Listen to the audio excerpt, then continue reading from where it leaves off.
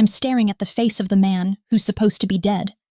Or at least, that's what the FBI poster in my break room says, and his hand is currently gripping my wrist so tight I can feel my pulse hammering against his palm, like a trapped bird throwing itself against cage bars, desperate and frantic, and utterly futile.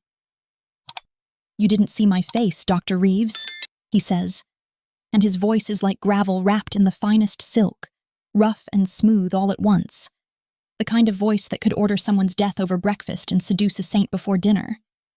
And right now it's making every nerve ending in my body light up with a primal warning that screams, "Danger, danger, run." "Tell me you understand." The thing is, I do understand. Probably better than he thinks I do. Because I spent the last 45 minutes with my fingers in his mouth, close enough to smell the expensive cologne mixed with copper penny blood, close enough to see the way his jaw clenched when I hit a nerve, close enough to notice things that a terrified woman probably shouldn't notice about the man who just forced his way into her dental practice with a gun-shaped bulge under his jacket, and desperation carved into every hard line of his devastatingly brutal face.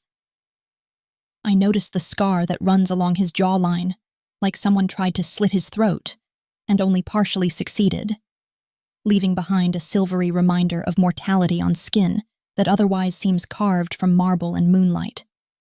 I noticed the way his storm-gray eyes tracked my every movement with the focused intensity of a predator watching prey, calculating distances and angles and escape routes, even while I was elbow-deep in his mouth with a dental mirror and an explorer probe. I noticed the watch on his wrist, Patek Philippe, the kind that costs more than my entire year's salary, scratched and worn like he actually wears it instead of keeping it in a safe.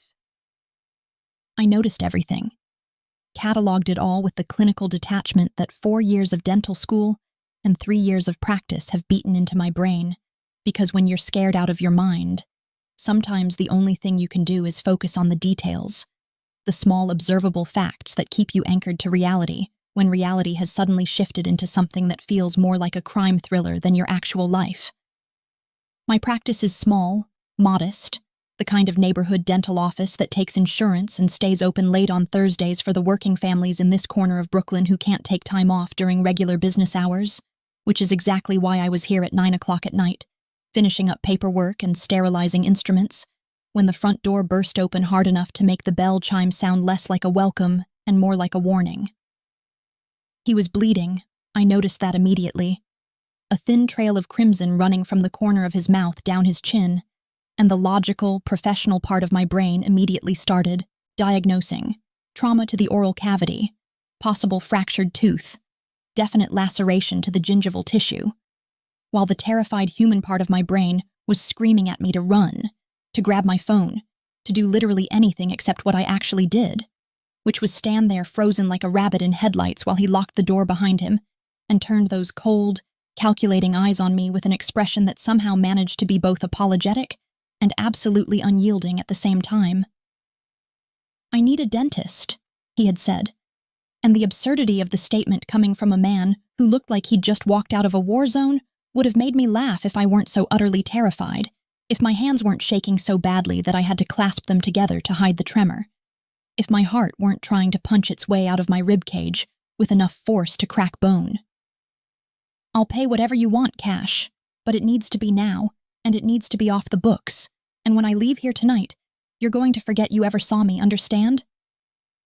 I should have said no, should have told him to get out, should have triggered the panic button that my practice manager insisted I install under the reception desk after that incident 6 months ago when a patient high on something showed up demanding painkillers. But instead I found myself nodding, found myself leading him back to the treatment room, found myself pulling on fresh gloves with fingers that wouldn't stop trembling, no matter how many deep breaths I took. Professional training is a strange thing, because it can override even the most basic survival instincts, can make you put your hands in a dangerous man's mouth because he's bleeding and in pain, and you took an oath once upon a time in an auditorium full of people in white coats. An oath that didn't include any clauses about, unless the patient is clearly a criminal who probably got injured doing something illegal and is definitely going to kill you if you call the police. The bullet had grazed his back molar, I discovered once I got him in the chair and angled the overhead light to illuminate the damage. a clean slice through the enamel that exposed the dentin underneath and explained both the bleeding and the barely suppressed agony I could see tightening the corners of his eyes even though his body remained absolutely still, controlled, disciplined in a way that spoke of extensive practice at enduring pain without showing it. The surrounding gum tissue was torn and swollen, and as I worked, irrigating, applying topical anesthetic, carefully examining the extent of the damage, I let myself fall into the familiar rhythm of diagnosis and treatment. Let the clinical part of my brain take over because it was so much easier than thinking about the reality of my situation. So much safer than acknowledging that I was currently performing emergency dental work on a man who had quite possibly just been shot at, who was armed and dangerous and looking at me with an intensity that made my skin prickle with awareness every time our eyes accidentally met. He didn't make a sound during the entire procedure, not when I injected the local anesthetic, not when I had to debride the damaged tissue, not when I placed the temporary filling that would have to do until he could get proper treatment from whatever black market dentist criminals probably have on retainer for exactly these situations. His breathing stayed even and controlled. His hands remained relaxed on the armrests instead of clenching into the white-knuckled fists that most patients reflexively form when experiencing dental pain. And his eyes never left my face except for that one moment when he turned his head slightly to the left, exposing the side of his neck. And that's when I saw it. The tattoo, black ink stark against his pale skin, a serpent crowned with what looked like orthodox cross designs winding down from behind his ear to disappear beneath his collar. My hands froze mid-motion, the saliva ejector still in his mouth, because I knew that symbol, had seen it before in a documentary I watched 3 months ago when I couldn't sleep and fell down a late-night rabbit hole about organized crime, about the Russian Mafia families that had embedded themselves into the fabric of American cities, about the violent territorial wars and the brutal code of honor, and the crowned serpent that represented the Volkov Bratva, one of the most powerful and dangerous criminal organizations in the Northeast. The realization hit me like ice water in my veins, turned my blood to slush, and my legs to rubber. And I must have made some kind of sound, a gasp, a whimper, something that betrayed my sudden understanding, because his hand shot up and caught my wrist, not painfully but firmly, a grip that communicated absolute control and the futility of resistance without causing any actual harm. "Finish the work, Dr. Reeves," he had said, and the use of my name sent fresh terror spiraling through my chest, because of course he knew my name. It's on the door, and the business cards, and the framed degree on the wall. But hearing it in his mouth felt like a threat and a promise all wrapped together in that gravel silk voice, felt like he was telling me that he knew exactly who I was, and where to find me and everyone I loved if I did anything stupid like try to run or scream or call for help. "We're almost done here, and then I'll leave, and we'll both go on with our lives like this never happened, yes?" So I finished, completed the temporary restoration with shaking hands and professional precision, gave him care instructions that he probably wouldn't follow, and a prescription for antibiotics that he definitely wouldn't fill at any legitimate pharmacy. And the entire time I was screaming inside my own head, a constant loop of panic and disbelief because this couldn't be happening, couldn't be real. I was just a dentist. Just a normal woman who paid her taxes and called her mother every Sunday and had never even gotten a speeding ticket. And now I was somehow involved in something that felt like it belonged in a movie, not in my actual life.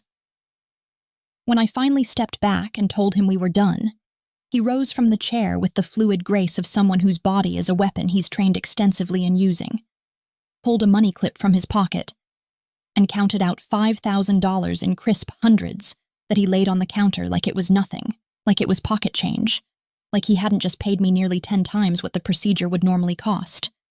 Which brings me back to now, to this moment where his hand is on my wrist and his eyes are boring into mine with an intensity that makes me feel like he can see straight through to my soul, to all my secrets and fears, and the rapidly forming plan to call the FBI the second he walks out my door. "You didn't see my face," he repeats. And this time it's not a question or a request, but a statement of fact. A reality he's imposing on the world through sheer force of will. You had a quiet evening catching up on paperwork. You closed up at your normal time. You went home and had a glass of wine and went to bed. And nothing unusual happened, nothing worth remembering or mentioning or thinking about ever again. I nod. Because what else can I do?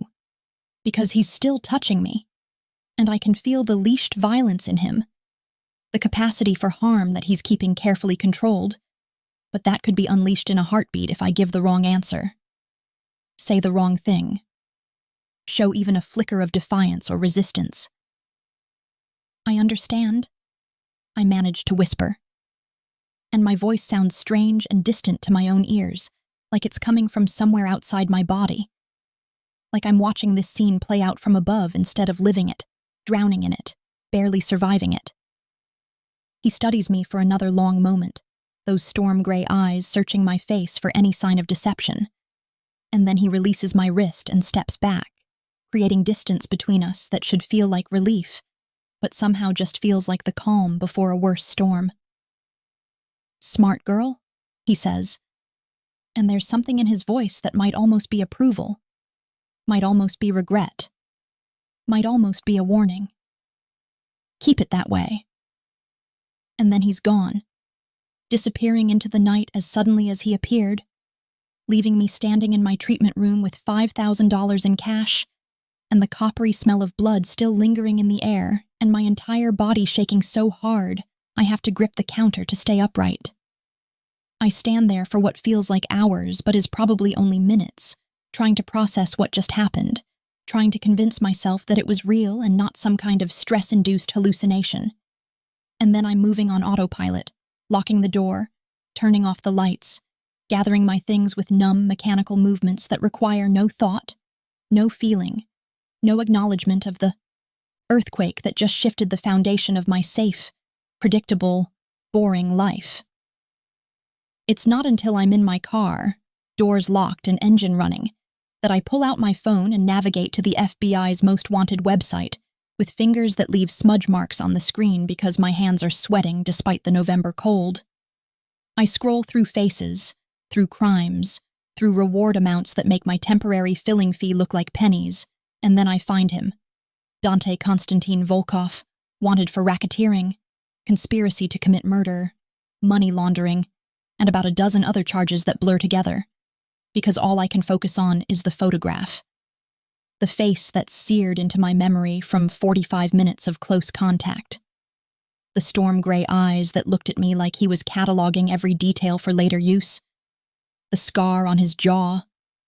The hard set of his mouth, everything matching except for the expression. Because in this photo he looks cold and distant and utterly emotionless, while the man in my chair tonight looked like barely controlled pain wrapped in expensive clothing and dangerous charisma. $5 million reward, the website says, and I'm staring at that number, staring at the phone icon at the bottom of the screen, finger hovering over it, while my mind races through possibilities and consequences, and the very real possibility that calling the FBI might be the smartest or stupidest decision of my life. And I'm still trying to decide, still frozen in this moment of terrible choice, when my phone buzzes in my hand with an incoming text from an unknown number. The message is short, 5 words that make my blood turn to ice and my breath catch in my throat, and any thought of making that call evaporate like morning mist under the glare of terrible truth. Smart girl, keep it that way. The paranoia starts small, insidious, creeping into my life like water seeping through cracks in a foundation until suddenly the whole structure feels unstable and ready to collapse, manifesting first as a prickling sensation at the back of my neck when I'm walking to my car after work, a feeling of being watched that I try to dismiss as residual anxiety from that night.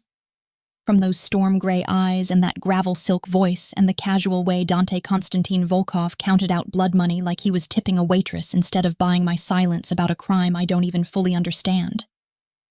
I tell myself I'm being ridiculous, that the black SUV I keep seeing parked across from my building is just a coincidence, that the man in the expensive suit drinking coffee at the cafe where I grab my morning latte is just another Brooklyn professional starting his day, that the fact that my patient cancellations have mysteriously tripled in the last 3 days doesn't mean anything sinister. Doesn't mean that someone is systematically dismantling my life. Doesn't mean that I'm caught in something so much bigger and more dangerous than I could have possibly imagined when I made the catastrophically stupid decision not to call the FBI that night.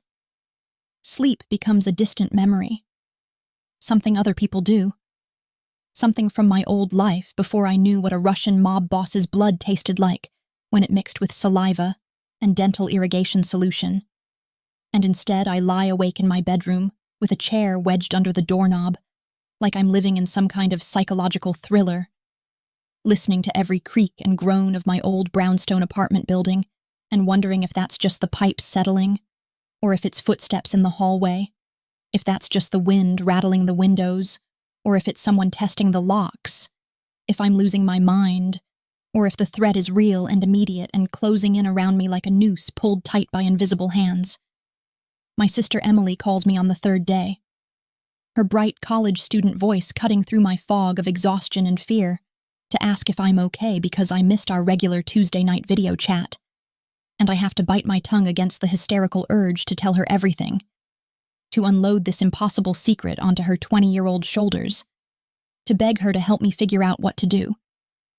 But instead I hear myself lying with smooth, practiced ease, telling her I've just been busy with work, telling her everything is fine, telling her I love her and I'll call her this weekend, all while my eyes track the black SUV that's been parked outside my building for the last 6 hours.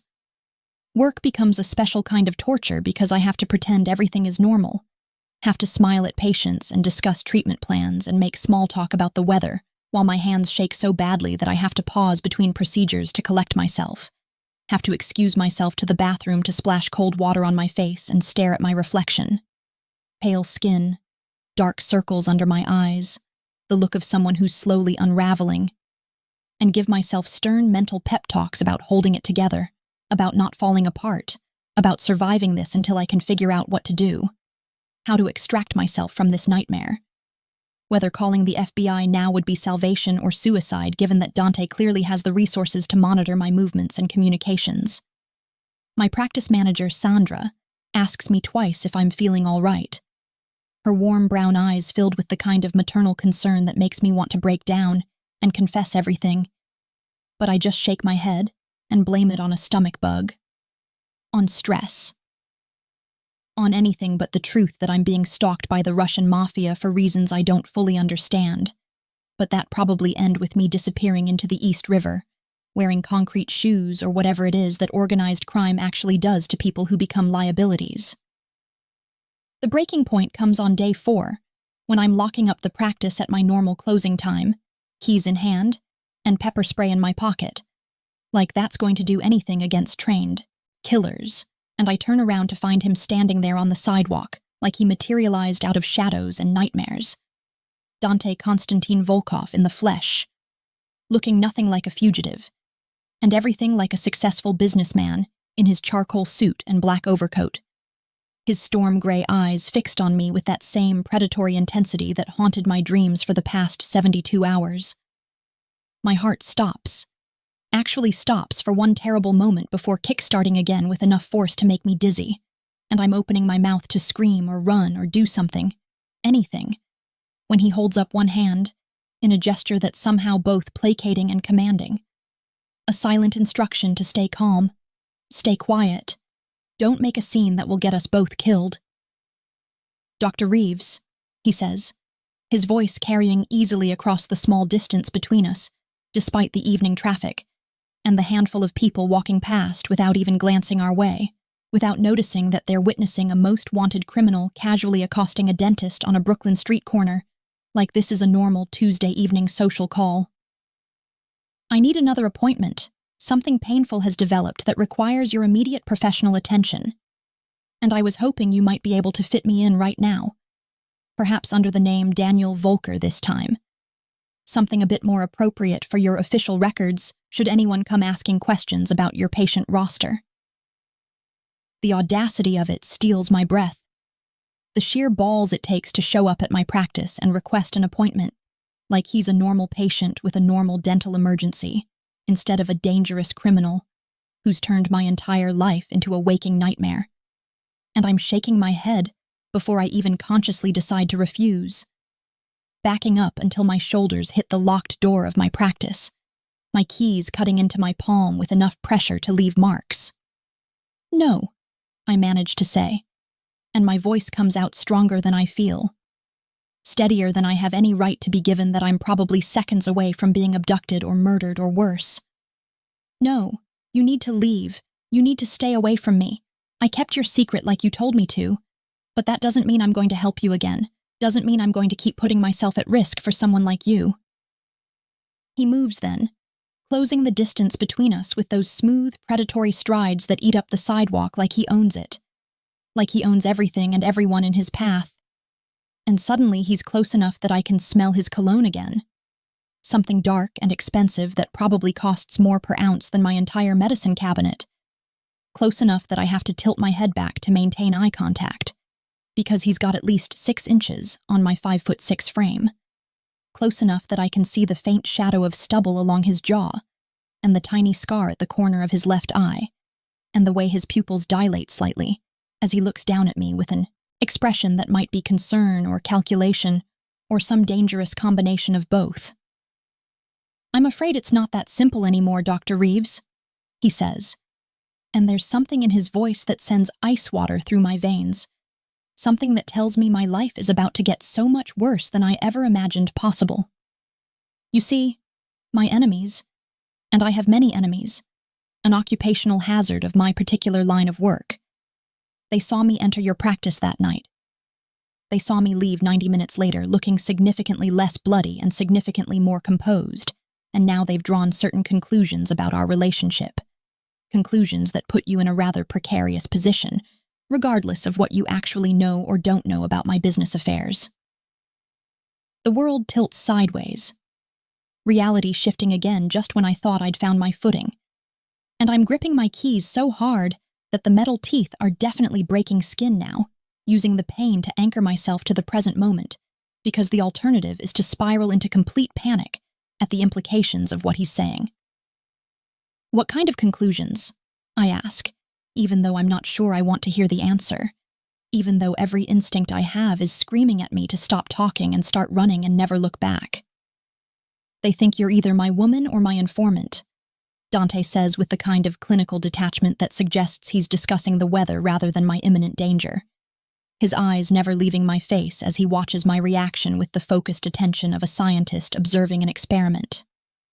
"Either way, you represent a potential source of leverage against me, a weakness they can exploit, a vulnerability they can target to gain advantage in a war that's been brewing for the better part of 6 months and is about to reach a rather violent conclusion, and that makes you, through absolutely no fault of your own, I want to be very clear about that, a liability that needs to be managed, protected, or eliminated depending on which faction gets to you first."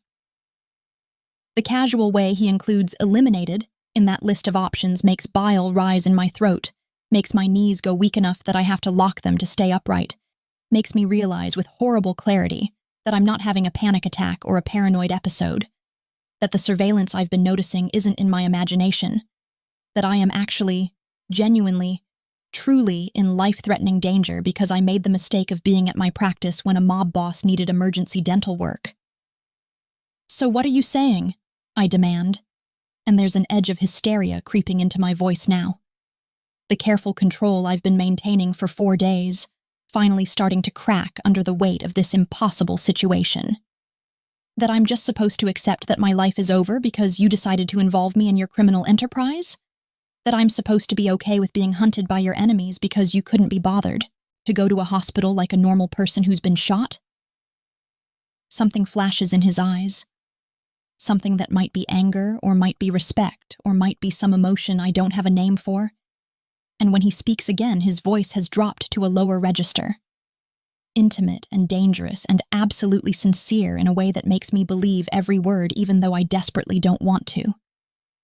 "I'm saying that you have 2 options, Dr. Reeves, neither of them particularly appealing, but one of them significantly more likely to keep you alive than the other. And I strongly suggest you choose wisely because I won't make this offer twice. And my enemies won't offer you any choices at all when they decide to make their move." He pauses, letting that sink in, letting me see the cold calculation in his eyes that tells me he's thought through every angle of this situation and arrived at conclusions I'm not going to like. Option 1. You accept my protection. You allow me to assign security personnel to watch over you until this particular conflict is resolved. You make some temporary adjustments to your life and routines for the sake of your continued survival. And when the dust settles, and it will settle one way or another, you walk away from this intact and return to your normal existence with nothing more than an interesting story you can never tell anyone. And option 2, I ask, even though I already know I'm not going to like it, even though the way his jaw tightens tells me it's going to be bad. Worse than bad. Catastrophic. Option 2 is that you refuse my help. You continue living your life as you have been, and within 48 hours you end up as collateral damage in a war you don't understand. Fought by people who view civilian casualties as acceptable losses in the pursuit of power and territory and revenge, he says. And there's no emotion in his voice now, just flat, hard truth delivered with the weight of absolute certainty. Your body will be found in a place meant to send me a message, displayed in a way designed to demonstrate that nothing I value is safe from their reach. And your death will serve no purpose other than to escalate a conflict that's already claimed dozens of lives, and will claim dozens more before it's finished. The image he's painting is so vivid, so horrifying, that for a moment I can't breathe, can't think, can only stand there against my practice door, while my brain tries to process the fact that I'm apparently living in a reality where accepting protection from a mob boss is the better of two terrible options. This is insane, I whisper, and it's not a refusal or an acceptance, just a statement of fact, an acknowledgement that my life has veered so far off course from normal that I can't even see the road anymore. This can't be happening. I'm just a dentist. I don't know anything about your world. I don't want to know anything about your world. I just want to go back to my normal life where the most dangerous thing I deal with is the occasional difficult root canal. I understand that, Dante says, and there's something almost gentle in his voice now, almost sympathetic, almost human beneath all that controlled violence and calculated menace. I understand that you didn't ask for this, didn't want this, that you were simply in the wrong place at the wrong time and had the misfortune of being good at your job and professional enough to treat a bleeding stranger instead of calling the police. And if I could undo that night, if I could erase your involvement and return you to your safe, predictable existence, I would, but we don't get to rewrite the past, Dr. Reeves. We only get to manage the present and try to survive long enough to see the future. He reaches into his jacket, and I flinch, can't help it, still half expecting him to pull out a gun, even though the rational part of my brain knows he's not going to shoot me on a public street. But what he withdraws is just a business card. Plain white stock with a phone number printed in simple black font. Nothing else. No name or company or any identifying information. This is my direct line, he says, holding it out to me between two fingers like he's offering a lifeline or a death sentence. I can't tell which. You have until midnight tonight to make your decision, to call this number and accept my protection, or to take your chances with fate and hope that my enemies are slower or less motivated than I think they are. And whatever you decide, I want you to know that I take no pleasure in forcing this choice upon you, in disrupting your life, in making you a piece on a chessboard you never asked to be placed on. I take the card, because what else am I supposed to do? My fingers brushing against his for just a moment, and even that brief contact sends electricity racing up my arm, some twisted combination of fear and adrenaline, and something I absolutely refuse to acknowledge as attraction, because that would be insane, would be Stockholm Syndrome or survival instinct, or temporary insanity, brought on by extreme stress. And if I refuse? I ask, even though he's already told me, even though I already know, even though I'm just stalling now, trying to find some third option that doesn't exist in this terrible binary choice he's presented me with. His expression doesn't change, but something shifts in his eyes, something that looks almost like regret, almost like sorrow, almost like he genuinely wishes things were different, even though he's the one who made them this way. Then I'll have Victor collect your body when they're done with you and make sure you get a proper burial, and I'll send flowers to your sister Emily at Boston University and a donation to your favorite charity in your name, and I'll carry the weight of your death along with all the others that haunt my sleep. And life will go on because that's what life does, Dr. Reeves. It goes on with or without us, indifferent to our choices and our regrets and our desperate wishes that things could be different. The mention of Emily, her name, her school, details he shouldn't know, and couldn't know unless he's been investigating me, researching me, learning everything about me and everyone I love.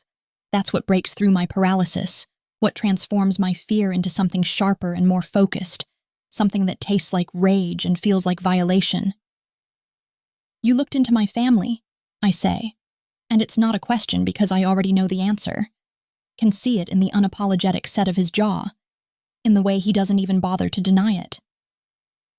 You researched my sister. You know where she goes to school. You probably know her class schedule and her roommate's name and what she had for breakfast this morning, and now you're using that information to threaten me, to force my compliance, to make sure I don't have any choice but to do exactly what you want. I'm not threatening your sister, Dante says, and his voice has gone cold now, hard as winter steel. All traces of sympathy or regret vanished like they were never there at all.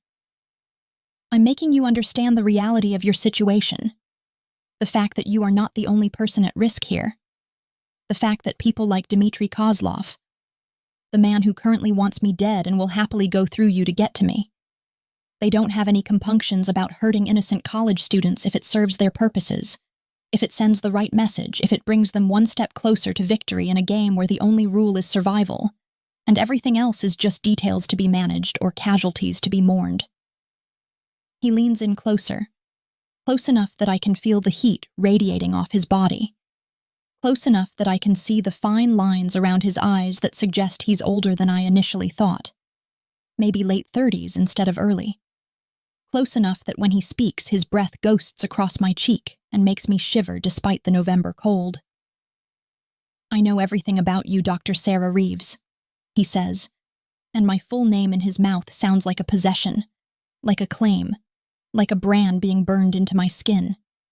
I know that Emily is a sophomore studying environmental science, that she gets her coffee from the Starbucks on Commonwealth Avenue every morning at 7:15, that she walks through the Boston Commons on Tuesday and Thursday afternoons between classes, that she calls you every Sunday night, and that you're the only family she has left after your parents died in that car accident when she was 14 and you were 23, and you became her legal guardian and put your own dreams on hold to raise her and put her through school.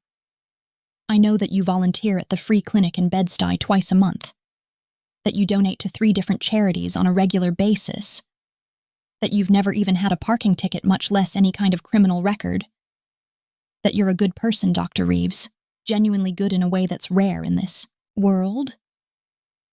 And that's exactly why I'm offering you protection instead of simply eliminating the problem you represent.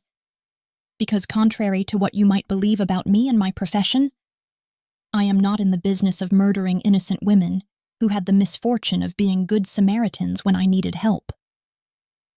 The speech leaves me breathless, reeling, trying to process the cognitive dissonance of a mass murderer, waxing poetic about my character, while simultaneously making it crystal clear that he could destroy everything I love with a single phone call. And I'm opening my mouth to respond, to accept or refuse or maybe just scream, when a black SUV pulls up to the curb behind him and the back door opens and a man built like a mountain unfolds himself from the interior, all shoulders and scars and cold Slavic features that suggest violence is his native language, and mercy is a foreign concept he's never bothered to learn.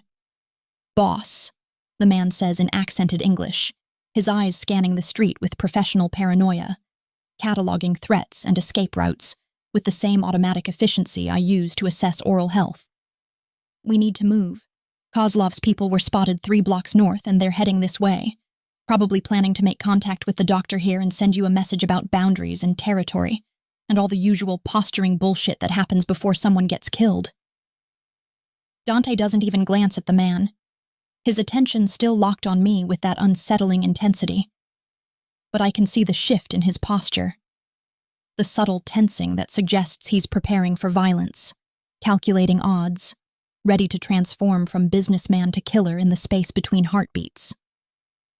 Victor will be staying with you, he says. And it's not a request or a suggestion. It's a simple statement of fact. A decision that's already been made regardless of my input or consent. He's the best I have, trained by Spetsnaz before he came to work for me, and he will keep you alive until you make your decision, or until circumstances force my hand, whichever comes first. And I strongly suggest you not try to run from him, or lose him, or call the police, because all of those options end poorly for everyone involved, and I'd rather not have to clean up that particular mess. Wait, I start to say, but Dante is already moving, already sliding into the SUV with fluid grace, already disappearing behind tinted windows that reflect my own terrified face back at me. And then the vehicle is pulling away into traffic, and I'm left standing on the sidewalk with a business card clutched in my trembling hand, and a human weapon named Victor watching me with eyes like a shark's, cold and empty, and absolutely committed to his assigned task of keeping me breathing, whether I want his protection or not.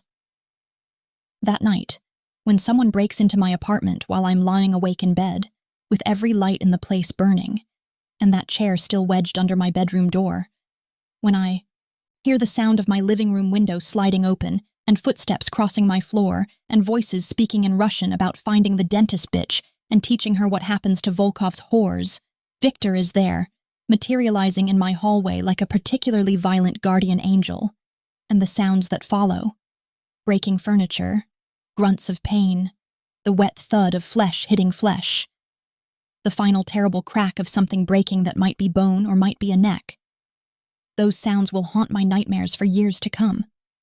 When silence finally falls, and I work up the courage to open my bedroom door, Victor is standing in my kitchen with blood on his knuckles and a body at his feet. A young man with a knife still clutched in his dead hand and surprised eyes staring at nothing. And Victor looks at me with those shark eyes and says in his thick accent, "You call boss now, yes? You tell him you accept protection, because next time they send more than one, and I am good but I am not miracle worker, and you will be much safer in penthouse than in this shithole apartment with locks a child could pick." I look at the dead man in my kitchen, at the blood seeping into the grout between my tiles, at Victor's completely calm demeanor like he kills people in other people's kitchens every Tuesday evening, and I realize with horrible, crystalline clarity that there is no going back, no return to normal, no third option that leads anywhere except a grave, and my hand is already reaching for my phone, already pulling up that business card, already dialing the number that will change everything. And when Dante answers on the first ring with just his name, Volkov, delivered like a challenge and a question and a demand all wrapped into one word, I hear myself say in a voice that doesn't sound like mine anymore, doesn't sound like the careful, cautious dentist I was 4 days ago. "There's a dead man in my kitchen, and your protection detail says I need to move to your penthouse. So I guess I'm accepting option 1. But we need to establish some ground rules about this arrangement, because I am not going to be your prisoner or your property or whatever it is you think this makes me. Do you understand?" There's a pause. A moment of silence, where I can hear him breathing on the other end of the line, can almost see the smile I know must be curving his dangerous mouth. And when he finally speaks, his voice is warm with something that might be approval, or might be dark amusement, or might be the beginning of something far more complicated than a simple protection arrangement. "Oh, Dr. Reeves," he says, and my name in his mouth still sounds like possession, still sounds like promise, still sounds like the beginning of a story that I already know won't have a simple ending. "I don't think you understand yet what this makes you, but you will, and when you do, I think you're going to surprise both of us with what you're capable of becoming. But yes, we can discuss ground rules, we can negotiate boundaries, we can pretend that you have choices in this matter if it makes you feel better. So come to the address Victor will give you, bring whatever you need for a few days, and we'll see about keeping you alive long enough to figure out exactly what role you're going to play in the story that's about to unfold. Yes?" The penthouse is not what I expected, though to be fair, I'm not entirely sure what I was expecting when Victor drove me through the rain-slicked streets of Manhattan at 2 a.m, with a dead body wrapped in plastic sheeting in my bathtub, and instructions to pack only essentials because everything else could be replaced or retrieved later. My mind still spinning with the surreal horror of watching a man die in my kitchen and the even more surreal reality that I was now apparently moving in with one of the FBI's most wanted criminals as some kind of protected witness, except I'm not witnessing anything except my own life spiraling completely out of control. I thought there would be more obvious signs of criminality, more evidence of the violence and corruption that defines Dante Konstantin Volkov's empire, more guns and guards, and the kind of ostentatious wealth that screams illegal enterprise. But instead, what I find when Victor keys us into the top floor of a sleek glass tower in Tribeca is something that looks more like it belongs in an architecture magazine than a crime boss's lair. All clean lines and expensive minimalism, floor-to-ceiling windows that overlook the city like a kingdom waiting to be conquered, furniture that probably costs more than my entire year's salary, arranged with the kind of careful aesthetic consideration that speaks of either professional interior designers or a man with surprisingly refined taste. Dante is waiting in the living room when we arrive, standing by those impossible windows with a glass of what looks like whiskey in his hand, backlit by the city lights in a way that makes him look more like a shadow than a man. And he turns when he hears us enter with that same predatory grace I'm starting to recognize as fundamental to his nature, the way he moves through space like he owns it, like gravity itself bends to accommodate his presence. He's shed the suit jacket and tie from earlier, his white shirt unbuttoned at the collar, and sleeves rolled up to reveal forearms corded with muscle, and marked with more of those tattoos I glimpsed on his neck. Orthodox crosses in Cyrillic script, and images I can't quite make out from this distance, but that probably tell the story of his life in ink and violence.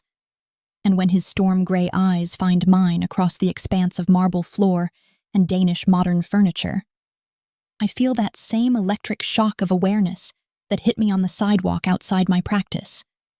That dangerous recognition that this man is not just a threat to my safety, but potentially something far more complicated and far more dangerous to the carefully constructed walls I've built around my heart.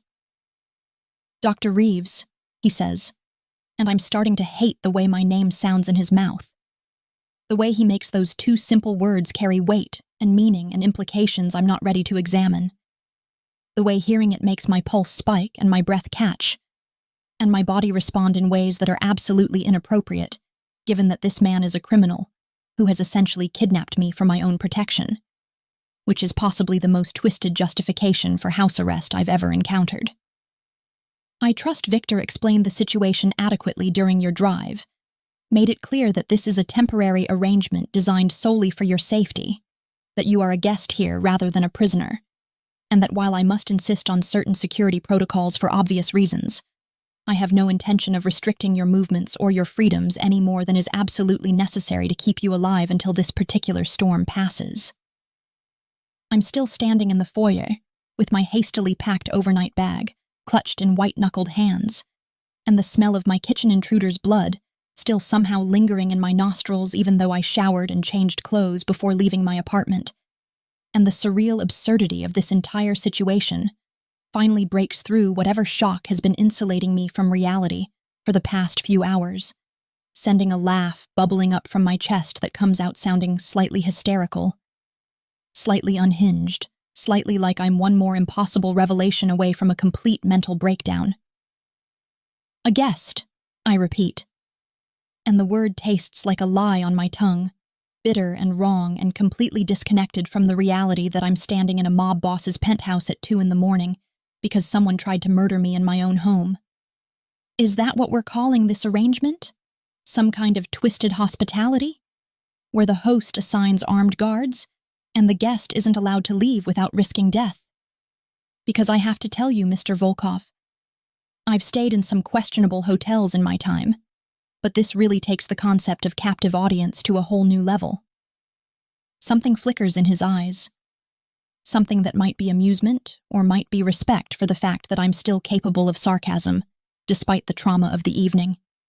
And he sets his whiskey glass down on a side table with deliberate care, before crossing the room toward me with those measured, controlled strides that make me hyper-aware of every inch of space he eliminates between us. "You're angry," he observes, and it's not a question, Just a statement of obvious fact delivered in that gravel silk voice that seems designed specifically to make my nervous system light up like a Christmas tree. You're terrified and traumatized and furious that your life has been upended by forces beyond your control, that you've been dragged into a world you never wanted any part of, that a man died in your kitchen tonight and you had to watch Victor dispose of the body like it was just another Tuesday evening inconvenience, and you want someone to blame for all of it, someone to rage at, someone to hold accountable for the fact that nothing will ever be the same again.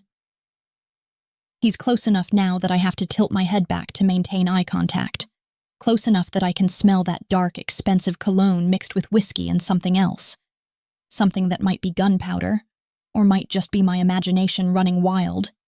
And the accuracy of his assessment steals the breath from my lungs because, yes, that's exactly what I'm feeling. That precise cocktail of emotions he just catalogued with the clinical precision of a diagnostician. And I hate that he can read me so easily. Hate that he understands me when I barely understand myself right now. Yes, I say, and my voice comes out rougher than I intended. Raw with emotion I can't quite contain anymore. Yes, I'm angry, I'm furious, I'm absolutely enraged that you've somehow managed to destroy my entire carefully constructed life in less than a week, just by existing. Just by walking into my practice with a bullet-grazed tooth and bleeding all over my professional ethics, and my peace of mind, and my naive belief that if I just kept my head down and did my job and stayed in my lane, I could live a quiet, safe, normal life, where the most dangerous thing I encountered was the occasional difficult extraction. I'm breathing hard now, my chest heaving with the force of words I've been holding back since that first night, since the moment his hand closed around my wrist, and I realized I was caught in something so much bigger than myself. And Dante is just watching me with those unfathomable storm-gray eyes, letting me vent my rage and fear and frustration without interrupting, without defending himself, without doing anything except bearing witness to my breakdown with the kind of patient attention that somehow makes it worse because I want him to argue back, want him to give me an excuse to hate him completely, instead of this complicated tangle of fear and anger and unwilling fascination that's currently tying my emotions into knots I don't know how to untangle. And the worst part, I continue, my voice rising despite my best efforts to maintain control, despite Victor's presence somewhere behind me probably listening to every word, the absolute worst part is that I can't even properly hate you for it, because you're right, you're absolutely right, that refusing your protection would be suicide, that going back to my normal life would be signing my own death warrant, that accepting this insane arrangement is the only rational choice available to me, which means I can't even have the satisfaction of defying you out of principle because my principle of staying alive apparently trumps my principle of not accepting help from violent criminals who ruin people's lives as a side effect of their business dealings. The silence that follows my outburst is deafening, broken only by the sound of my own ragged breathing and the distant hum of the city far below. And I'm expecting Dante to respond with anger or dismissal, or that cold calculation I've seen in his eyes when he's explaining the brutal realities of his world. But instead what I get is something I never anticipated, never could have predicted in 1,000 years of knowing men like him exist. He reaches out with one hand and cups my face with a gentleness that seems utterly at odds with everything I know about him, his palm warm against my cheek, his thumb brushing away a tear I didn't even realize had escaped. And when he speaks, his voice is soft, almost tender, carrying none of the hard edges I've come to associate with Dante Konstantin Volkov. "You're right to be angry," he says, and there's something in his expression that might be regret, might be sorrow, might be the weight of 1,000 choices that led to this moment where an innocent woman is crying in his penthouse because his world collided with hers in the worst possible way. "You're right that this is unfair, that you deserve better, that you should never have been pulled into this nightmare, and if I could change it, if I could go back to that night and choose a different dentist or a different solution, or just let myself bleed out in an alley somewhere so that you could continue living your quiet, safe, normal life, I would. But we don't get to rewrite history, Dr. Reeves. We only get to survive the present and try to build some kind of future from the wreckage of our choices. The unexpected kindness in his touch, in his words, in the way he's looking at me like I'm something precious rather than a problem to be managed. It breaks something inside me that I've been desperately trying to hold together. And suddenly I'm crying in earnest. Great, heaving sobs that shake my entire body and make it impossible to breathe or think or do anything except stand there and fall apart while a mob boss holds my face in his hands and lets me destroy myself on the rocks of my own fear and anger and exhaustion. He doesn't try to stop me or comfort me with empty platitudes, doesn't tell me everything will be okay or that I'm safe now or any of the meaningless reassurances people offer when they don't know what else to say. He just holds me steady while I break. His presence solid and grounding in a way that shouldn't make sense. Shouldn't feel like safety when he's the source of my danger. Shouldn't make me want to lean into his touch instead of pulling away. When I finally manage to get myself under some semblance of control, when the sobs have subsided into hiccuping breaths and trembling shoulders, I become aware that Victor has discreetly disappeared, that we're alone in this vast, expensive space with the city lights painting patterns across the floor, and that Dante is still touching me, his hand still cradling my face like I'm made of something fragile and valuable instead of just an ordinary woman who's had the worst week of her life. "I'm sorry," I manage to whisper, though I'm not entirely sure what I'm apologizing for. The breakdown, the accusations, the fact that I'm standing in his home wearing yesterday's clothes and probably looking like something that crawled out of a disaster zone. "I'm sorry. I don't know how to do this. Don't know how to be this person who's involved in mob wars and protected witnesses and dead bodies in kitchens. I'm just a dentist. I'm just supposed to fix teeth and file insurance claims and have boring conversations about flossing techniques, not whatever this is." "I know," Dante says, and his other hand comes up to frame my face, holding me in place with a gentleness that should terrify me more than his violence but somehow doesn't. And I realize with dawning horror that I'm not pulling away, not resisting, not doing any of the sensible things a rational person would do when being touched by a dangerous criminal. "I know this isn't the life you chose. Know that you're brave and strong and doing remarkably well considering the circumstances. And I want you to know that while you're under my protection, while you're living in this penthouse and under my care, no one will hurt you. No one will touch you. No one will so much as speak to you in a tone you find disrespectful. Because you are under my protection now, Dr. Reeves, and that means something in my world. That means you are sacrosanct, that harming you becomes equivalent to declaring war on me personally, and there are very few people stupid enough or suicidal enough to make that particular choice." The possessiveness in his voice when he says, "my protection," should set off every alarm bell in my head, should make me recognize the danger of being claimed by a man like him, should remind me that protection and possession are often just two sides of the same controlling coin. But instead, all I can focus on is the warmth of his hands on my face, the intensity of his gaze, the way my body is responding to his proximity with a heat that has nothing to do with fear and everything to do with the kind of attraction I absolutely cannot afford to feel for someone like him. "Why?" I ask, and my voice comes out barely above a whisper, rough and uncertain and carrying a question I'm not sure I want answered. "Why does it matter to you whether I live or die? Why go to all this effort to protect someone who's nothing to you? Just a random dentist who happened to be in the wrong place at the wrong time? Why not just eliminate the problem I represent and move on with your war?"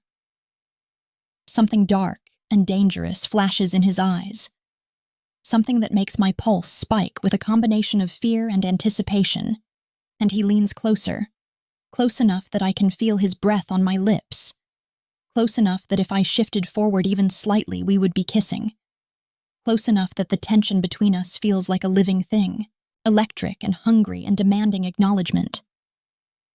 Because I am many things, Dr. Reeves, many terrible and violent and unforgivable things, but I am not the kind of monster who murders innocent women to solve problems, not the kind of man who punishes people for the crime of showing compassion when I needed help. And because something about you, your courage, your defiance, The way you looked at me in that dental chair with fear and professionalism warring in your eyes. Something about you has gotten under my skin in a way I don't fully understand and probably shouldn't examine too closely. But here we are. And I find that I want you alive. Want you safe. Want you here where I can protect you from the consequences of my world colliding with yours. The confession hangs in the air between us. Raw and honest in a way that feels dangerous, that feels like he's giving me ammunition I could use against him, and I should be processing the implications of what he just said, should be analyzing the power dynamics and the psychological complexity of captor and captive developing feelings for each other. But instead, all I can think about is how easy it would be to close the distance between us. How badly some traitorous part of me wants to know what it would feel like to kiss a man like him, to taste danger and darkness and the kind of passion that probably burns everything it touches. This is insane, I whisper, but I don't pull away. Don't break eye contact. Don't do anything except stand there trembling in his hands while my rational mind wars with something far more primal and far more dangerous. This entire situation is insane. You're a criminal. I'm a dentist.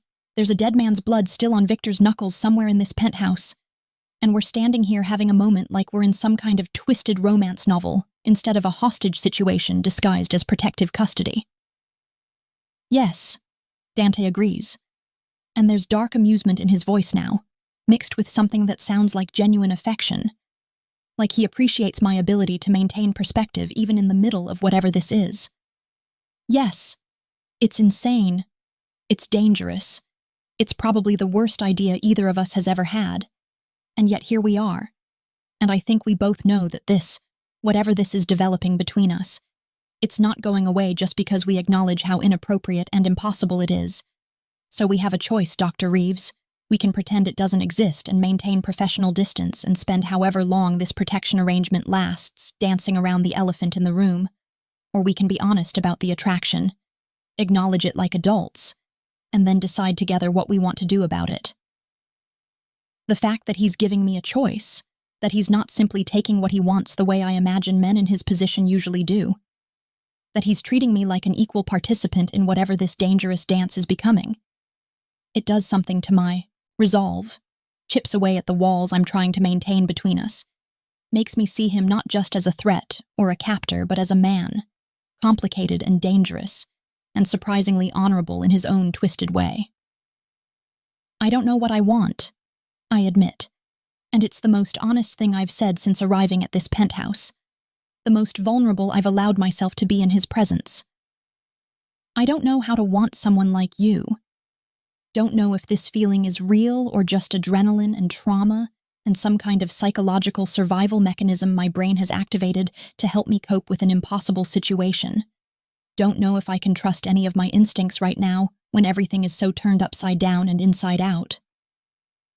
He studies me for a long moment, those storm-gray eyes searching my face like he's looking for something specific, some answer to a question he hasn't asked yet, and then slowly, deliberately, giving me every opportunity to pull away or refuse. He leans in and presses his lips to my forehead in a gesture that's somehow more intimate than a kiss would have been, more tender than anything I expected from a man with his reputation. Then we table this discussion, he says against my skin, and I can feel the words as much as hear them, can feel the warmth of his breath and the barely restrained control in his body. We acknowledge that something exists here, something complicated and dangerous and potentially catastrophic for both of us. And we give it time. Give you space to process everything that's happened. Give us both room to figure out what's real and what's just circumstance and chemistry colliding in a pressure cooker situation, and in the meantime, I'll show you to your room, show you around this space that's going to be your home for the foreseeable future, and we'll try to maintain some boundaries and some sanity while the world outside tries to kill us both. He pulls back, creating distance that feels like loss, and I'm simultaneously relieved and disappointed, grateful for the reprieve and annoyed that he stopped. And the contradictory nature of my own feelings just reinforces how absolutely off balance this entire situation has made me. how completely unprepared I am for the psychological and emotional complexity of being protected by someone I should hate but find myself increasingly drawn to despite every logical reason I can think of to resist. Victor reappears from wherever he vanished to, materializing from a hallway like he was just waiting for his cue. And Dante says something to him in rapid Russian that I can't understand, but that makes Victor nod and gesture for me to follow him, and I find myself being led through the penthouse toward what I assume is the guest room. My overnight bag still clutched in my hands, and my mind still reeling from everything that just happened. The room Victor shows me to is beautiful in that same minimalist, expensive way as the rest of the penthouse. All neutral colors and high-end furniture and an ensuite bathroom that's probably bigger than my entire bedroom back at my apartment. And there's a silk robe laid out on the bed, and toiletries already stocked in the bathroom like Dante was expecting me. Like he prepared for my arrival before I even agreed to come here. And I don't know whether to be touched by his thoughtfulness or disturbed by his presumption. Victor explains the security protocols in his thick accent. Don't go near the windows without checking with him first. Don't leave the penthouse without an escort. Don't open the door for anyone under any circumstances. The kind of rules that reinforce just how much danger I'm actually in. And then he leaves me alone with my thoughts and my fears and the lingering warmth of Dante's hands on my face. I don't sleep that night. Can't sleep despite the luxurious bed and the exhaustion weighing down my bones, instead lying awake watching the city lights paint patterns on the ceiling and trying to understand how my life went from boring and predictable to absolutely insane in less than a week. Trying to process the fact that I'm developing feelings for a man who represents everything I should fear. Trying to figure out who I'm becoming in this situation, and whether I'll recognize myself when it's finally over. Somewhere around 4 a.m, I hear it. The sound of a piano being played with surprising skill and heartbreaking melancholy, and I follow the sound through the dark penthouse to find Dante sitting at a grand piano I hadn't even noticed earlier. His fingers moving over the keys with the same controlled precision he brings to everything else, playing something Russian and mournful that sounds like it's being pulled from somewhere deep in his soul. I watch him from the doorway, this dangerous man playing beautiful music in the darkness, and I realize with dawning certainty that everything I thought I knew about good and evil, about right and wrong, about the clear lines that separate the civilized from the criminal, it's all far more complicated than I ever imagined, far more nuanced than the comfortable categories I've been living in, and that Dante Konstantin Volkov is not the monster I want him to be, not the simple villain I could easily hate, but something far more complex and far more dangerous. A man with a code, a man with depth, a man with the capacity for tenderness and violence in equal measure. And I'm absolutely terrified of what it means that I'm starting to see him as human instead of threat. He looks up and sees me standing there, his hands stilling on the keys. And for a moment we just look at each other across the darkened room. No words necessary, no explanations required. Just two people caught in an impossible situation trying to find some way to survive it together. And when he gestures to the bench beside him in silent invitation, I find myself crossing the room and sitting down next to him. Close enough that our shoulders almost touch, close enough that I can feel the heat of his body, close enough that when he starts playing again, something softer this time, something that sounds like hope struggling against darkness, I can pretend for just a moment that we're just two normal people sharing a quiet moment instead of a dentist and a mob boss dancing on the edge of something that could destroy us both. Rachmaninoff, he says quietly, his fingers never stopping their movement across the keys. And I realize he's telling me what he's playing, sharing something personal, letting me into his world in small, careful increments. My mother used to play this piece when I was young, before everything changed, before my father was killed, and I had to become something other than the boy who loved music and literature and quiet evenings at home. And sometimes when I can't sleep, when the weight of everything I've done and everyone I've killed becomes too heavy to carry alone, I come here and I play and I remember who I used to be before the violence shaped me into this. The vulnerability in his admission steals my breath, makes my eyes sting with tears I refuse to shed, and without thinking, without analyzing or second-guessing or considering the implications. I let my head rest against his shoulder. A small gesture of comfort and connection and acknowledgement that we're both carrying weights too heavy for one person to bear alone. And when his playing doesn't falter, when he doesn't pull away or stiffen or reject my tentative offer of companionship, I close my eyes and let the music wash over me, and accept that whatever is developing between us, it's already past the point of denial or resistance, already blooming into something complicated and dangerous and inevitable. And all I can do is hold on and hope we both survive what comes next.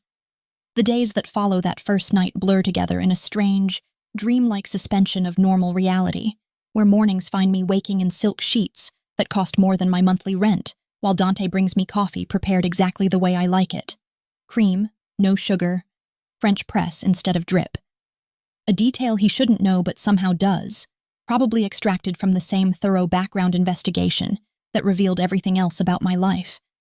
And I find myself settling into a domestic routine with a man who leaves for hours at a time and returns with blood on his cuffs that he casually washes off in the kitchen sink, like it's paint or dirt instead of evidence of violence. Like taking lives is just another item on his daily to-do list, between business meetings and evening plans. We orbit each other carefully in the shared space of the penthouse, maintaining those boundaries we agreed on that first night, even as the tension between us builds with each passing day. Each shared meal where our knees brush under the table and send electricity racing through my nervous system. Each evening, where I find him at the piano and sit beside him without asking permission because somewhere along the way it became our ritual, our safe space. The one place where we can exist together without the weight of everything else pressing down on us. Victor becomes a strange kind of companion, always present but never intrusive, treating me with a gruff respect that suggests Dante has given explicit instructions about my treatment. And sometimes I catch him watching me with an expression that might be curiosity, or might be concern. Like he's trying to figure out what I am to his boss. What this arrangement actually means beyond the surface explanation of protective custody. I learn that Dante reads voraciously, that his bookshelves are filled with Russian literature in the original language and philosophy texts, and history books that show evidence of being actually read rather than just displayed for show. That he has opinions about Dostoevsky and Tolstoy, and the nature of morality, that are surprisingly nuanced for a man who kills people for a living. And during our dinners together, because somehow we've fallen into the habit of eating together, sharing meals that Dante prepares himself with surprising skill, because he doesn't trust anyone else in his kitchen. After that incident, he mentions only once, something about a poisoning attempt 3 years ago. We have conversations that range from the mundane to the philosophical, discussions that make me forget sometimes who and what he is, that make me see him as just a man, brilliant and damaged, and trying to survive in a world that shaped him into something both terrible and oddly principled. The night everything shifts starts like any other evening in our strange coexistence, with me reading in the living room while Dante works in his study on business I don't ask about and don't want to know about. Maintaining the comfortable fiction that if I don't see the details of his criminal enterprise, then I can pretend they don't exist. Can compartmentalize the man who cooks me dinner and plays Rachmaninoff in the darkness from the man who orders deaths and manages territory like chess pieces on a board. Victor appears in the doorway with an expression I've never seen before, something that looks like genuine alarm beneath his usually stoic exterior. And he says something in rapid Russian that makes Dante's face go absolutely cold, that makes him stand up from his desk with the kind of controlled violence I've only seen hints of before. And then he's moving toward me with purpose and intent, and something in his eyes that makes my stomach drop because I just know that whatever Victor just told him, it's bad, worse than bad, catastrophic. Kozlov has Emily, Dante says, and the words hit me like a physical blow, stealing the air from my lungs and the strength from my legs, and suddenly I'm on my feet, but I don't remember standing. My hands are shaking, but I can't feel them. My mouth is open, but no sound is coming out, because my worst nightmare, the fear, that's been lurking in the back of my mind since the moment Dante mentioned my sister's name. It's coming true. It's happening, and I can't breathe, can't think, can't do anything except stare at him with horror, while he explains in that clinical, detached voice he uses when delivering bad news that Kozlov's men grabbed Emily from her dorm room 2 hours ago, that they're demanding a trade. Me for her, plus Dante's complete withdrawal from the Brooklyn territories, plus a public acknowledgement that Kozlov won and Dante lost this particular war. He wants to humiliate me, Dante continues, and there's something beneath the ice in his voice now, something that sounds like rage barely contained beneath layers of control. He wants to force me to choose between my empire and your life, wants to prove that I'm weak, that I've become soft, that caring about someone is a vulnerability he can exploit, and he's using your sister as the leverage to make it happen. The room spins around me, reality tilting sideways as I process the implications of what he's saying, as I understand with horrible clarity that my sister, innocent, brilliant Emily, who wanted to save the environment and had never hurt anyone in her entire 20 years, is being held hostage because of me, because I got pulled into Dante's world, because his enemies think I matter to him enough that threatening me through her will give them what they want. I'm going, I say, and my voice sounds strange to my own ears, distant and cold and absolutely certain, because there is no choice here, no decision to be made, no universe in which I let my baby sister die for my mistakes. Whatever he wants, whatever the trade terms are, I'm going, I'm doing it, and you're going to let me because if you don't, if you try to stop me or protect me or choose me over her, I will never forgive you. I will hate you until the day I die, and that will destroy whatever this thing is between us far more effectively than any bullet or betrayal ever could. Dante's face goes through a series of expressions too quick to catalog, rage and frustration, and something that looks almost like pain. And then he's crossing the distance between us and gripping my shoulders with enough force that it should hurt, but somehow doesn't, his eyes boring into mine with desperate intensity. You think I don't know that? He demands, and his control is fracturing now, the careful composure he maintains cracking to reveal the man beneath, raw and furious, and terrified in ways I didn't think he was capable of being. You think I haven't been planning an extraction since the moment Victor told me, that I haven't already called in every resource I have, that I'm not going to do everything in my power to get your sister back safely.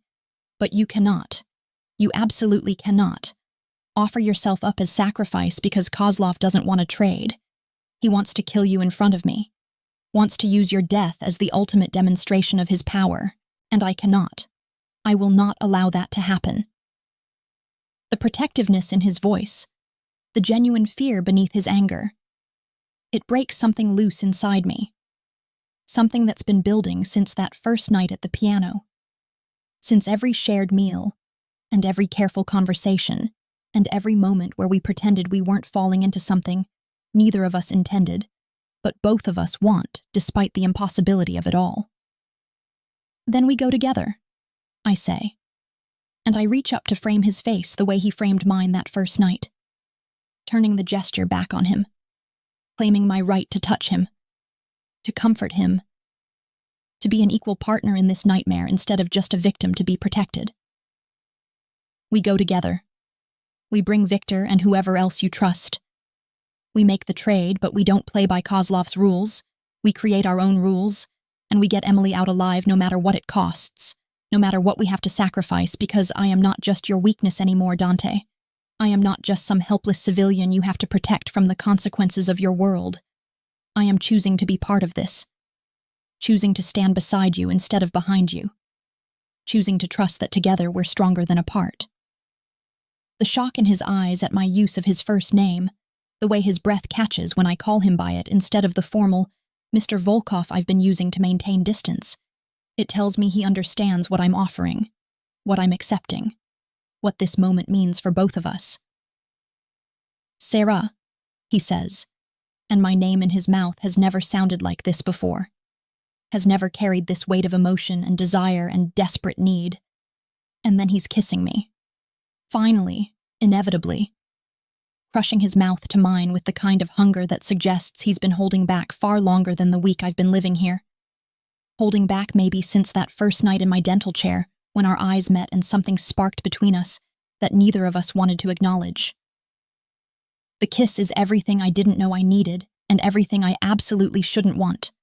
Consuming and desperate and tasting like whiskey and danger and the kind of passion that burns away everything else, that makes me forget about the danger and the impossibility and the fact that we're about to walk into what might be a suicide mission to save my sister. And all I can focus on is the way his hands are in my hair, the way my body is pressed against his, the way this feels both terrifyingly new and inevitably right. Like we've been building toward this moment since the second he walked into my practice bleeding and desperate. When we finally break apart, both breathing hard, both trembling with want and fear and adrenaline. He rests his forehead against mine and says in a voice rough with emotion, "I am going to get your sister back. I am going to keep you both alive.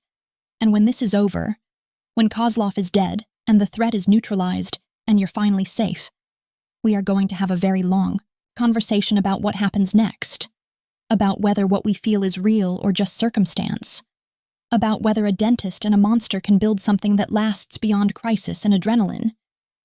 But right now, right at this moment, I need you to promise me that you will do exactly what I tell you when we walk into that warehouse, that you will trust me completely, even when it looks like everything is going wrong, that you will remember that I have been playing this game for 20 years, and I know how men like Kozlov think, how they operate, and how to turn their arrogance against them." His hands cup my face, thumbs brushing across my cheekbones with heartbreaking gentleness, and I can see in his eyes that he's terrified, genuinely afraid in ways that probably make him feel weak, probably go against everything he's built himself into. And the fact that he's letting me see it, letting me witness his vulnerability, it means more than any declaration of feeling ever could. "I promise," I whisper, and I mean it with every fiber of my being, because I trust him in ways that defy logic and reason. Trust him to keep Emily safe. Trust him to navigate the violence and politics of his world in ways I never could. Trust him with my life and my sister's life and my heart that's already lost to him, even though I've been fighting against admitting it to myself. I promise I'll follow your lead. I'll trust you completely. But you have to promise me something too. Promise me that if it comes down to choosing between me and Emily, if Kozlov forces that choice, you save her. You let me go and you save my sister because she's innocent in all of this. She has her whole life ahead of her. And I cannot live with myself if she dies because of decisions I made. Because I failed to protect her the way I've been protecting her since our parents died. The anguish that crosses his face tells me he doesn't want to make that promise, doesn't want to even consider a scenario where he has to choose. But after a long moment where he searches my eyes for some other option, some escape clause, he finally nods once, sharp and definite, and I know that whatever happens in that warehouse, whatever Kozlov has planned, Dante will honor his word, because that's who he is beneath all the violence and the reputation. A man who keeps his promises even when they destroy him, especially when they destroy him, because that's the twisted code of honor that defines men like him. Victor appears in the doorway again, this time with weapons and tactical gear, and an expression that suggests the time for talking is over. The time for action has arrived. And as I watch Dante transform before my eyes, from the man who kissed me with desperate passion into the cold, controlled mob boss who has survived 2 decades in the most dangerous business in the world, I realize that I'm about to see the full extent of what he's capable of, about to witness the violence I've been sheltered from during my time in this penthouse. And I have no idea if I'll be able to look at him the same way afterward, if I'll be able to reconcile the man I'm falling for with the monster he becomes when protecting what's his. But I also know with absolute certainty that I'm not walking away, not abandoning him or Emily or this impossible situation, that I'm choosing to stand in the fire with him and hope we both make it out alive. The warehouse smells like rust and old machinery, and the particular kind of decay that comes from buildings left to rot in forgotten corners of Brooklyn.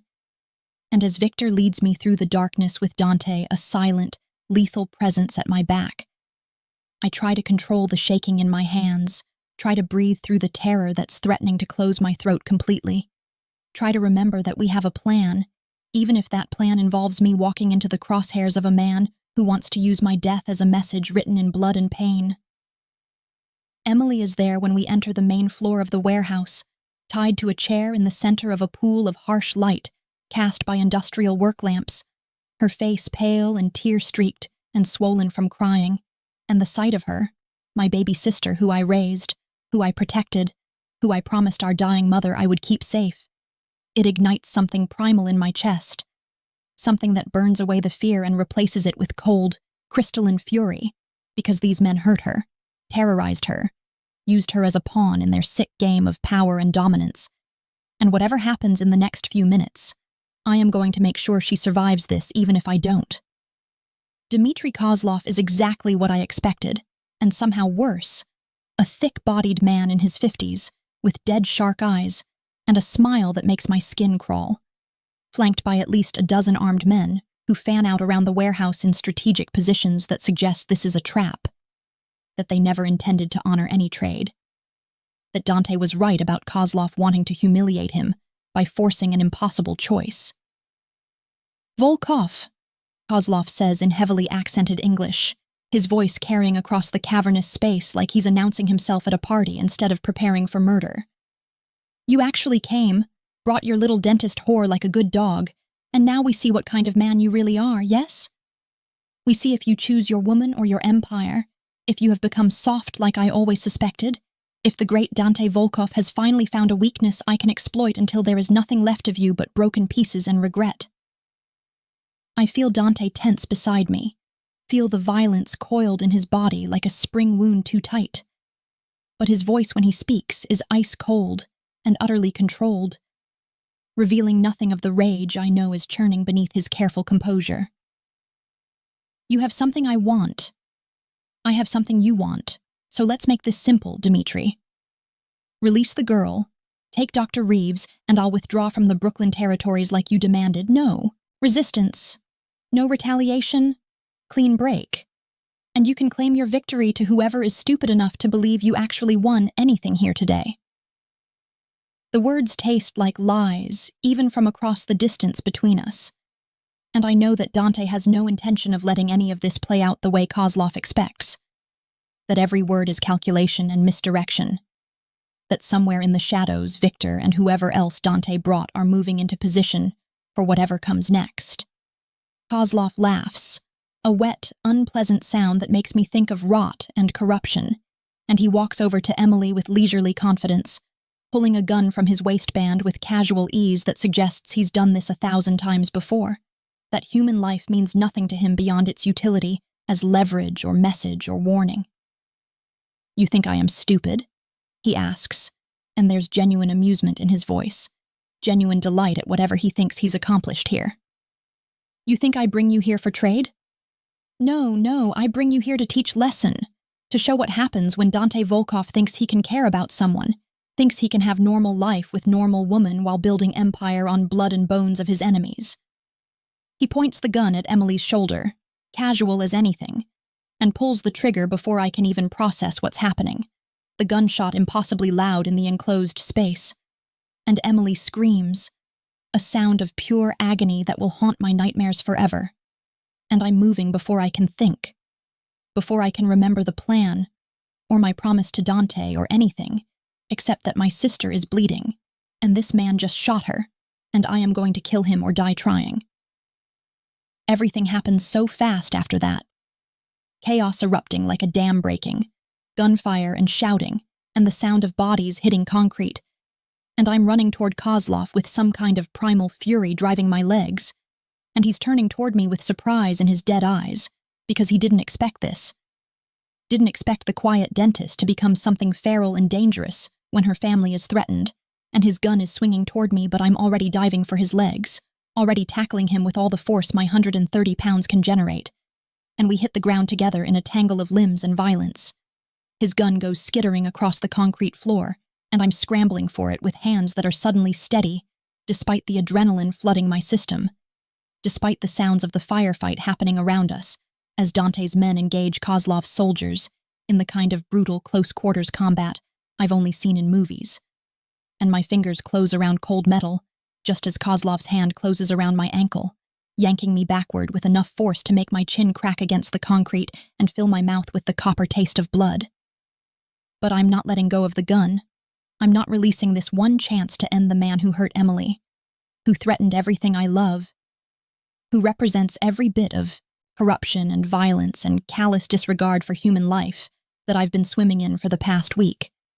And I'm rolling over and pointing the weapon at his face with hands that don't shake at all, with the kind of cold certainty that comes from crossing a line you can never uncross, from making a choice that changes who you are fundamentally and irrevocably.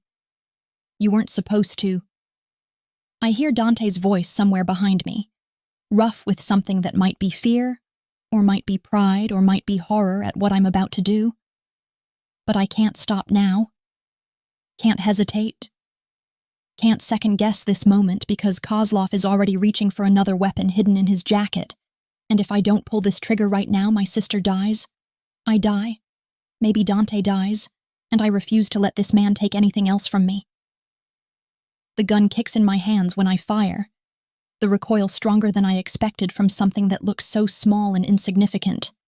And Kozlov's head snaps back and he falls and there's blood. So much blood, spreading across the concrete in a dark pool that I can't look away from even though I want to, even though some part of my brain is screaming that I just killed someone, that I just took a human life, that nothing will ever be the same after this. The warehouse goes quiet except for the ringing in my ears. And then Dante is there, pulling me up from the ground and checking me for injuries with hands that are shaking almost as badly as mine are starting to. And his face is doing something complicated, cycling through relief and fury and something that looks almost like awe.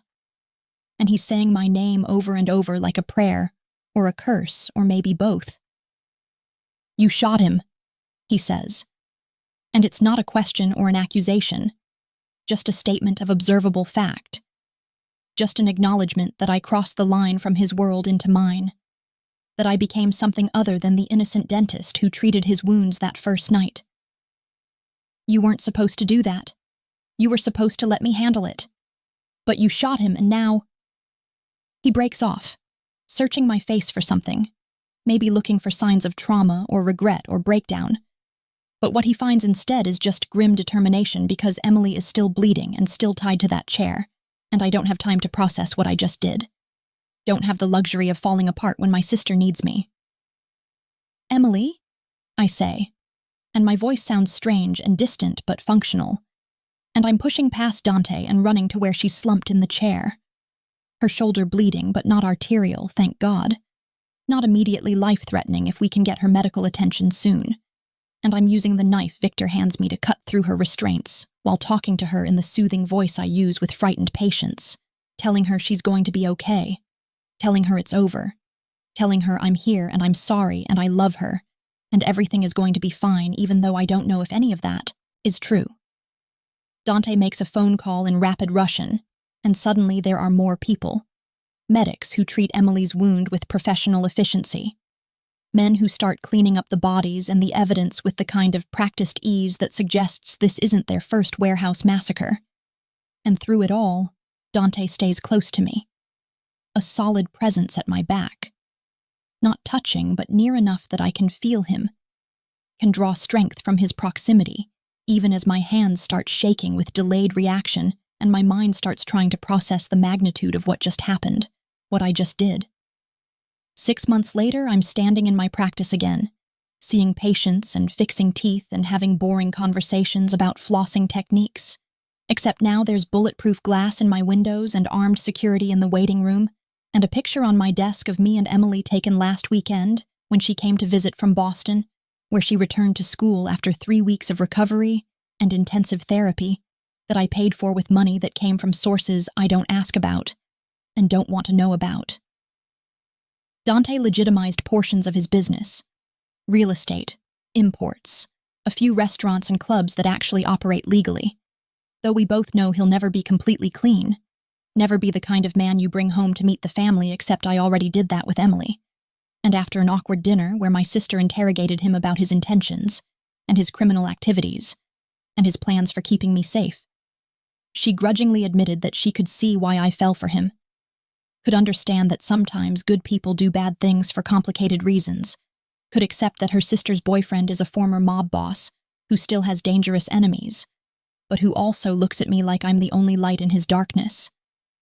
We live in that same penthouse where I first learned to play piano under his patient instruction, where we cook dinner together and argue about Dostoevsky and make love like we're trying to prove we're alive, that we survived, that we get to have this against all odds and despite all logic.